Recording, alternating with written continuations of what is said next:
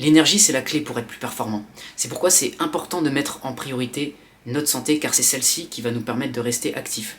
Une grande partie de notre énergie va venir du mental, mais aussi des habitudes qu'on va mettre en place. Et donc dans cette vidéo, j'aimerais qu'on voit ensemble comment avoir de l'énergie au quotidien pour être plus performant chaque jour. Pour avoir plus d'énergie, une des choses importantes à faire, c'est de gérer sa charge de travail. Une des raisons pour lesquelles on est souvent fatigué, c'est parce qu'on est surchargé de travail, que ce soit lié à des obligations professionnelles, des obligations familiales ou personnelles. Et dans un monde où tout va de plus en plus vite, c'est vraiment important de savoir gérer. La gestion en fait devient de plus en plus importante, parce qu'une augmentation de la surcharge de travail va souvent s'accompagner d'une augmentation du stress. Et un excès de stress lié à un excès de travail, une surcharge de travail, va souvent s'accompagner d'une perte d'efficacité.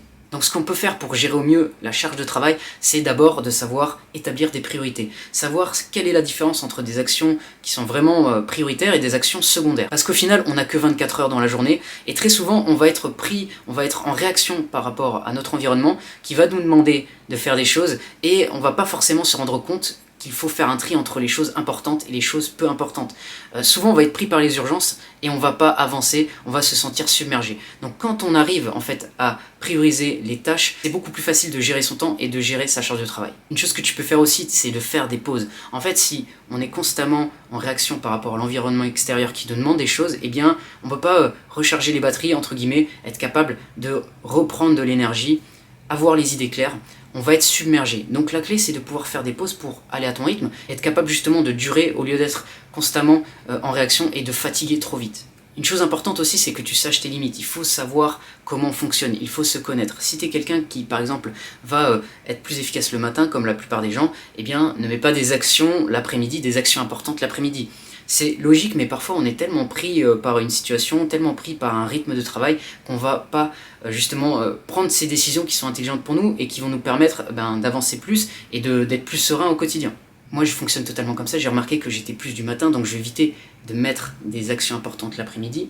Et j'ai vu qu'avec le temps, la gestion était vraiment importante pour moi parce que je me rendais compte que je pouvais être submergé si j'étais dans l'excès. Donc maintenant, j'essaie de gérer beaucoup plus, de sélectionner, et ça sert à rien d'être trop dur avec soi-même. Donc tout va de plus en plus vite, mais c'est à nous de nous adapter et d'être capable de ne pas se faire écraser en fait par ce rouleau compresseur, être capable de gérer notre temps, être capable de gérer notre charge de travail, et ça peut nous permettre justement d'être dans de meilleures dispositions, d'être plus efficace, et ça passe par le mental, ça passe par la manière de penser.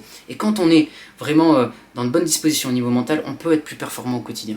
Si tu fais ça, tu vas être beaucoup plus en contrôle de ton agenda par rapport à l'environnement extérieur. Tu vas pas être en réaction par rapport à celui-ci, et ça va te permettre d'être beaucoup plus efficace. Et sur cette chaîne, c'est ça la clé, c'est vraiment être dans le meilleur état d'esprit, avoir vraiment le mental qu'il faut pour être efficace, pour être performant. On va voir au fur et à mesure des vidéos des moyens de booster le mental, de l'améliorer. Donc si tu veux d'autres astuces, pense à t'abonner. La deuxième chose que je voulais voir avec toi, c'est le fait de bouger. En fait, augmenter notre niveau d'activité physique augmente notre énergie. Ça a été prouvé par plusieurs études, dont une étude de l'Université de Californie qui a fait une expérimentation. Donc ils ont pris en fait des participants, ils les ont fait marcher une dizaine de minutes et ils se sont rendus compte que la répétition de cette marche leur permettait d'augmenter leur niveau d'énergie. Une autre étude sur des étudiants américains a montré qu'en les faisant participer à un programme de 6 semaines où ils marchaient 3 fois par semaine, eh bien cette étude a montré que leur niveau d'énergie avait augmenté et qu'il y avait une amélioration globale de leur état d'esprit, de leur humeur. Donc concrètement, c'est important que dans ta semaine, tu puisses faire une activité physique, que ce soit, si tu n'as pas le temps, marcher, que ce soit faire un sport ludique, un sport que tu aimes, ça va t'encourager à le faire, ou encore un sport avec des amis, parce que si tu es entouré, tu vas être beaucoup plus facilement motivé. Personnellement, le sport a toujours fait partie intégrante de ma vie et je pense que c'est avec le temps qu'on se rend compte que c'est bénéfique, mais au début je le faisais pas pour avoir de l'énergie, je le faisais pas pour être dans un meilleur état d'esprit, je le faisais parce que j'aimais ça. Et la résultante, c'est que ça apporte beaucoup. Parfois c'est difficile, parfois on a la flemme, on n'a pas le temps, mais il y a quelque chose à la clé qui est vraiment positif. Donc fais du sport, fais une activité physique, ça va te permettre d'améliorer ton mental et d'avoir de meilleurs résultats. Ensuite, une autre chose pour avoir plus d'énergie au quotidien, c'est de savoir gérer son stress. Alors de manière réaliste, parce qu'on ne peut pas supprimer complètement le stress, on en aura toujours un peu, mais il faut savoir gérer pour ne pas tomber dans l'excès. Un stress excessif peut faire baisser notre niveau d'énergie. En fait, ce qui va se passer, c'est qu'on va faire face à une situation de danger, et parfois, ça va être une situation du quotidien qui ne mérite pas d'être qualifiée comme un danger, mais notre cerveau va penser que c'est comme ça, et ce qui va se passer, c'est que ça va déclencher notre système de vigilance, et au niveau du cerveau, on va être préparé à répondre. C'est-à-dire que cette situation va créer un ensemble de réactions au sein de notre organisme. En fait, notre cerveau va nous préparer à répondre à la situation.